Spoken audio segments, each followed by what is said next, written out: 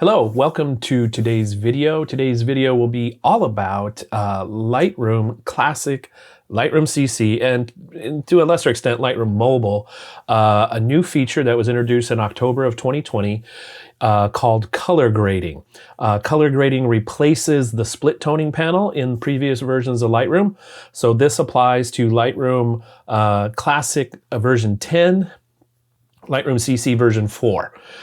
They work similarly, actually they work the same in both Lightroom Classic and Lightroom CC. The only difference is a slight where they're located in the interface. So I'll show you that first, and then we'll work on some sample images. So let's start with Lightroom Classic.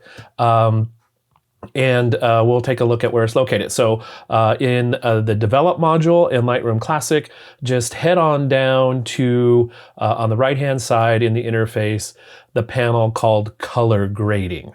So Color Grading. And by default, it will look like this. It'll show the three areas of color grading: midtones, shadows, and highlights, plus a bunch of other interface elements, which we'll discuss in detail.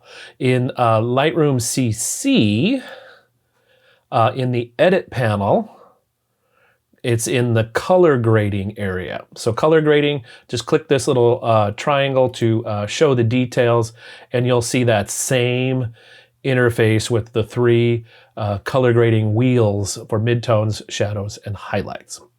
I'm going to switch back to Lightroom Classic. That's the one I tend to work the most in, and we'll discuss the interface. So what is color grading? How is it different than split toning?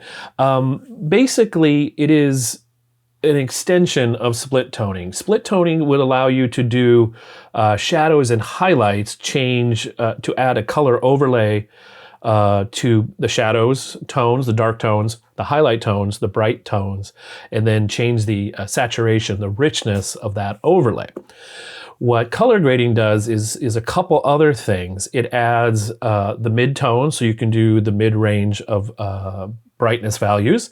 And then also there is a global, a fourth control that allows you to put an overlay on the whole image.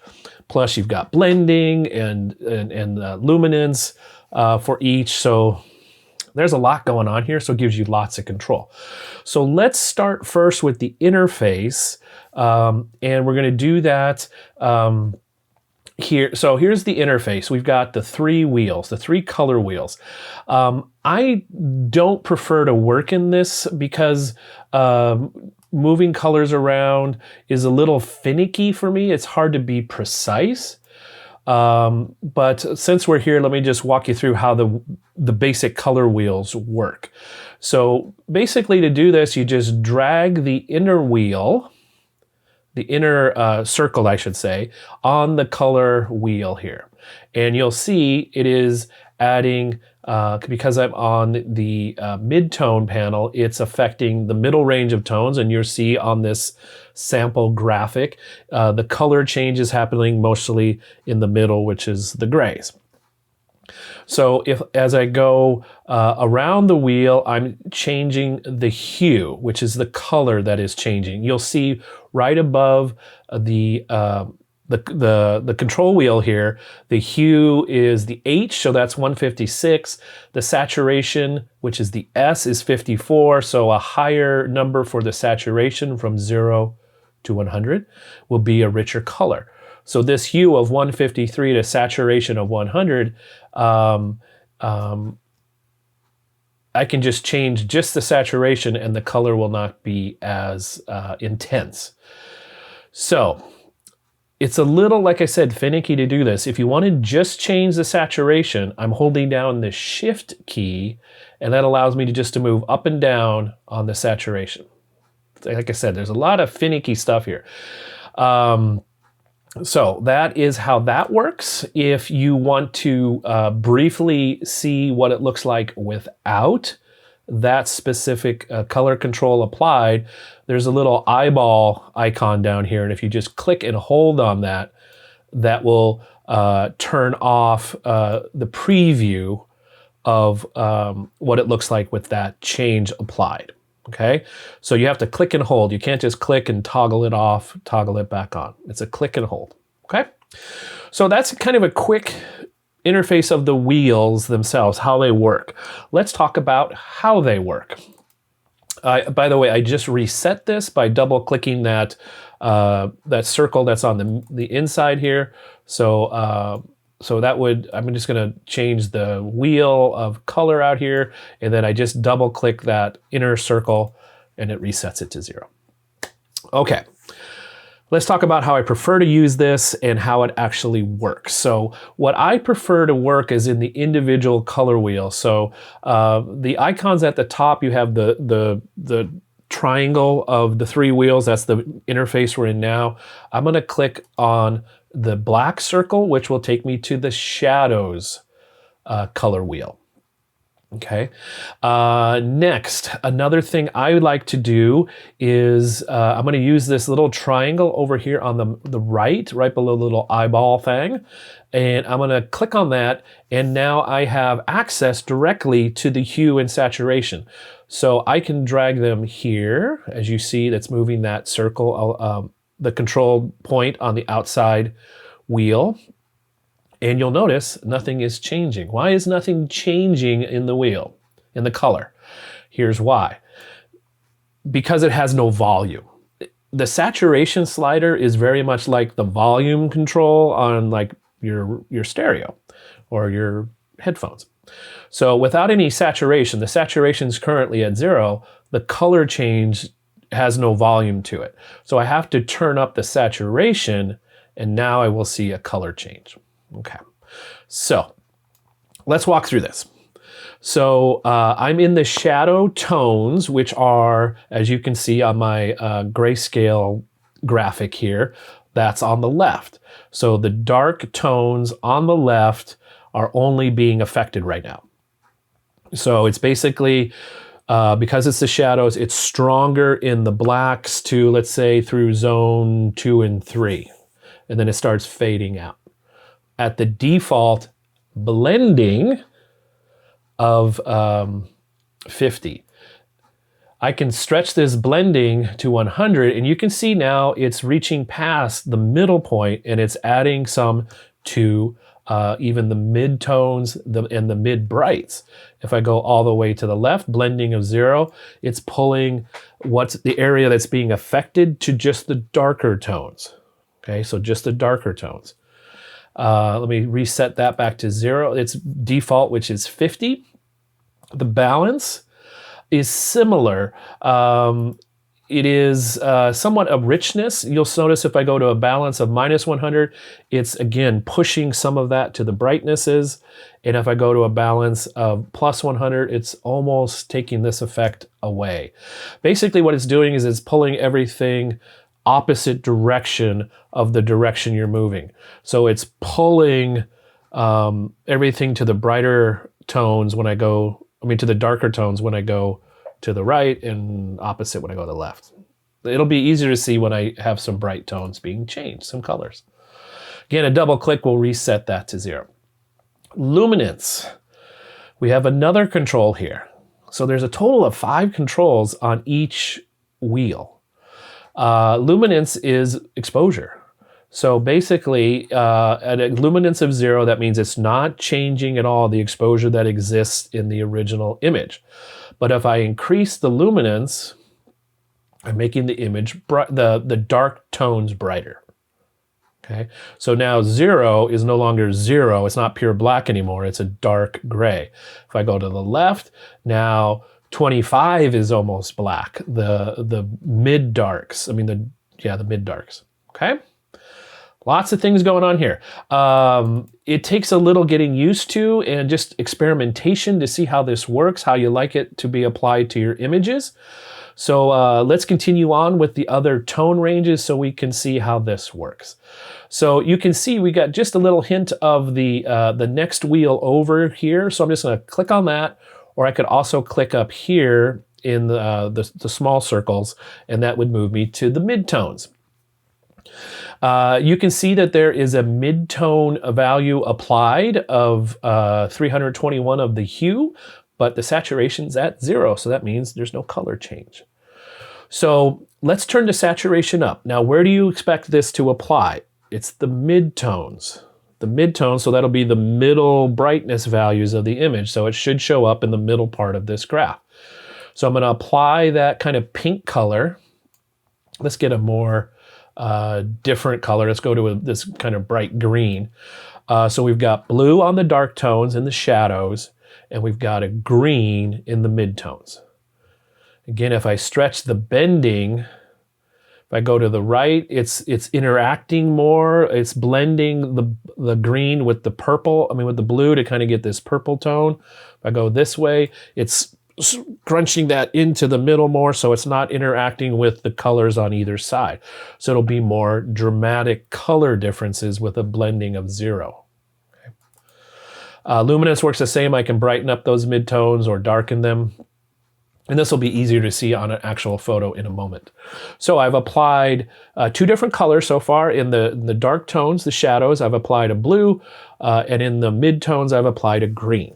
So let's move to the next color wheel, which will be the highlights. And let's see, what do we want to apply? Well, let's do kind of a pink. No, I don't want to do a pink because I'm going to do something else. Let's do an orange. So we're going to do this orange. I'm turning the saturation way up so we can really see this color change here. Again, blending, if I turn the blending to 100, it's going to start interacting more with the colors in the midtones and even a little bit with the shadows. If I go with blending of 0, it'll basically, again, just constrain the area that's being affected and how much it's interacting with the other tones. All right, so back to 0 there. So now I've got 3 colors overlaid in the different tone values. Again, the shadows is getting the blue, midtones is getting a green, and the bright colors, the bright tones are getting an overlay of an orange. Again, it's overlay, so it's interacting with what's underneath. That's important, and we'll get to that when we get to an image. Last but not least, let's do the global color. So this will apply to all the tones in the image. So this is kind of like another, it's almost like how white balance works, but it's a little different because we have not just warm and cool, but we've got all the tones available to us. So if I wanted to apply, so this time I'm going to apply this bright pink color on the whole image. So again, if I turn this off, so I'm just going to click on the little eye icon, click and hold, and you'll see what it looks like without this global applied. And you can see it's applying all the way from the darks to the mids to the shadows. Well, that's darks to the mids to the highlights, sorry. So if I want to turn down the saturation, it'll leave more of the original color that's there. I can change the luminance, which is the brightness of the whole image, and darkness. Lots of control here. So we went from split toning, which was highlights and shadows, which had controls over them, with now we've added the midtones, global, plus we've got a luminance, brightness, blending, how they all interact. Lots of control. And this is important. The reason we care about color is color connects to mood, connects to story. So it helps in your ability and the breadth of emotion you can add to a photo or enhance an existing tones and colors in a photo. So let's get started with a real photo, see how this works. We're going to do a total of 3 photos. Let's start with this one. So this is a magnolia blossom, I do believe, and I've done all my basic edits, and now I'm going to go in and do some color grading on this. So I usually work, because the interface is left to right, I usually start with the shadows and work to the highlights and then global. So let's see how this works. So in the shadows, what am I thinking here? What I want to do is make this feel a little more like spring. And spring, when I think about that, it's almost summer, so it's warmer, maybe some more orange, some more warm tones in the image. But I don't want to just hit it with the white balance and just go just do that kind of thing. That's just like an overlay of plastic on top, and it's not very subtle. It doesn't look very sophisticated is the word. So we want to be sophisticated. We don't necessarily want to hit it with a hammer, but we do want to, and be super obvious, but we do want to nudge the viewer's feelings that are associated with this image through color. All right, so what I want to do is I'm going to add some a color to the shadow tone. So that's going to be the dark parts of the image, and I'm going to add some warmth there. So I'm just going to drag the circle out, and then I'm just going to move around. And this, I like this when I'm not sure where I want to go, because it helps me just guide me in a general direction. So I'm going to go just quickly to, I'm going to the oranges, so my hue is about 10. So I'm just warming up the shadows a little bit, which is this part over here. If I turn it off, you can see what was in the shadow on the left-hand side. It had a lot of cool tones in it. Now has just a little bit of warmth in it. Also, the parts of the flower that were darker have just a little warmth in them. I don't want to go here with the saturation and again hit it with a hammer. Just be very not subtle. So I have my saturation turned up just a relatively small amount, somewhere under 50. So I think I'm at 41. Now, if I wanted to, in those shadows, I can also play around with exposure in the shadows here, the brightness, and that's with the luminance slider. So I could, if I want to make this effect more pronounced, or if I want to hide the shadows a little bit, I have a little bit of exposure control. And basically what this does is add another layer of exposure. It's somewhat connected to the tone curve. It's somewhat connected to the basic panel with shadows here and the blacks. But it's separate. So it gives you another layer of finesse that you have of the control. So what I want to do, I'm going to brighten the shadows just a teeny bit. It's a technical term, teeny bit. So we've just warmed up the shadow tones a little bit. So let's go to the midtones, and we're going to be similar there. I want to warm that up a little bit. This time I might go just a little more to the orange tones. Remember when I started with this first one, I was in the reds at 10 or 11, I think it was. Now I'm in the golden tones here around 50. And let's turn the saturation down a little bit. This is all by eyeball. You know, what does it look like? You got to have an idea of where you want to go with this. You know, again, I'm trying to warm this up a little bit. So my saturation is at 36. My hue in the midtones is around 50. Maybe just a little bit brighter. So I'm about plus 15 on luminance. Okay, let's go to the highlights. And here for the highlights, we're going to stay in that warm tonal range. I might go just a little bit more towards the pink this time. So I'm going to drag that inner circle just a little bit towards pink. That's the general tone I want. It's too much as far as saturation. So I'm just going to take the saturation, pull it back a little bit to about the mid-20s. I'm in the brightest parts of the image. Do I want to brighten that up or darken it? I'll probably just leave that at the default of 0 for luminance. So we're getting there. We've got the global tool. If we want to add just a little more warmth, which I think I want to do. So take that middle slider again. And so here I have, I could cool it off now if I wanted to. I could go back to the cool tones. I can go to greens. I don't recommend any of these unless it's a kind of a special effect you're going for. Again, I want this to feel like it almost hasn't been edited at all. So I'm going to go, usually for the overlay on the global, I keep my saturation really low, like 10 to 15, because again, I want it to be pretty subtle. And then whatever hue I want. And I tend to go with lately I've been going with the kind of the pink overlay here. And I just kind of like that look. So again, we can just turn off that overlay on the global and it goes away and there it's back. So it's very, very subtle.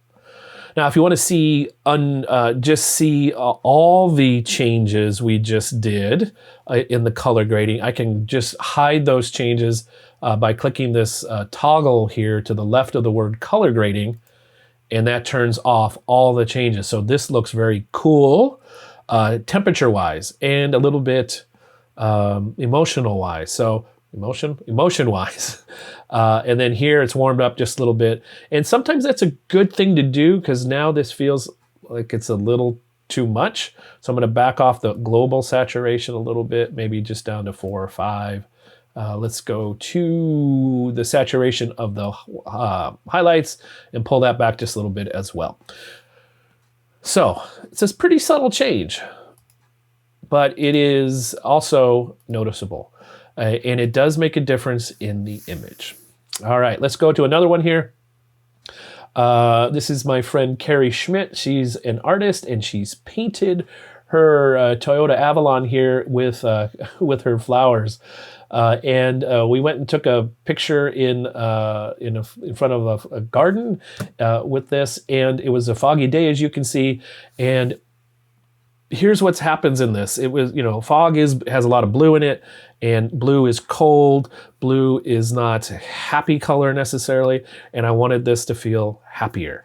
So for this, I'm going to accentuate mostly the mids and the global overlay and just warm it up a little bit. So let's start with the shadows and the global, and we'll warm those up a little bit. So I'm going to take my my shadow slider, the shadow color wheel, and we're going to go add some warm tones to that. So my hue is about 17, saturation's 24. What I want to do with brightness there, I'm going to leave the luminance alone. Let's go to global and quickly just we're going to add a little pink, about 355 on the hue, the saturation, just nudge it a little bit. So it's about 20. And that's a quick look at just warming this image up enough to feel more like Carrie's stuff. She uses a lot of pink, as you can see in the car, and the colors, and I just want the whole thing to feel like that. You know what? I'm not quite done, I realize. Probably going to need to do the highlights because this has now moved a little more to gray. So I need to add just a little bit of warmth in those, in the fog in the background. So I clicked on the highlights wheel, went to a warm kind of orange tone of hue of 34, saturation, how much? That's too much, obviously. Well, maybe not obviously. It's too much for what I'm going for. And then the saturation around 20. I can darken that. I can brighten that. I'm going to just leave it where it's at for now. So we've warmed up the sky fog there just a little bit, added a general overall warming pink, and we've warmed up the shadows with some orange. So again, here's before, very cold, brr, and now it's warmer. Feels more like Carrie's brand. All right, let's do one more image. Another cool, lots of blue going on here. At Tower Bridge in London. I want to warm up I want to add a little warmth to the sky, a little warmth to the stonework. So that's going to be highlights and midtones on the wheel here, and we'll maybe just add a slight warming to the overall as well. I've got all the blues covered. So let's go to the midtones first, and I'm just going to click and drag my slider out, and you can see how we're warming up. Primarily, the main effect, is being applied both to the water down here, the Thames River, which is very brown usually, and the rocks, the masonry in the bridge itself. So saturation is a little too high there, so I'm going to pull that back down. Let's do highlights, a similar tone. Maybe nudging a little more towards gold, the yellow. So I'm in the mid 50s on the hue and saturation, is about 52. That looks okay. Let's head over to the global. We'll just add just a teeny bit of pink here. I found that a value of somewhere between 5 and 10 of the hue, and a saturation, again, somewhere between 10 and 20. Pretty subtle. Does a nice bit of warming up without losing all the blues. You know, you can't get this level of detail and control by just using the white balance and tint slider up in the basic panel. We don't get this level of granularity, this precision, and now we have it with the color grading tool. So that's a quick introduction to the color grading tool in Lightroom Classic, Lightroom CC. It also works the same way in the Lightroom mobile products. I hope it's helpful. I hope you've kind of sparked some interest in adding this layer both of storytelling ability with that we connect with color, as well as a bit of personalization. I have color palettes that I tend to use in my photos, and this gives me more precision of how to apply those to each individual photo most effectively. So again, hope this is helpful. If you have any questions, want some more information, just leave a note in the comments below and I'll be glad to reply. I look forward to seeing you again as we will have some more videos about Lightroom in the future. And until we meet again here on the YouTube, stay well, have fun creating images, adding your personal touch to them in software, and wash your hands and wear a mask. It's still 2020. So take care, and I'll see you in the next video.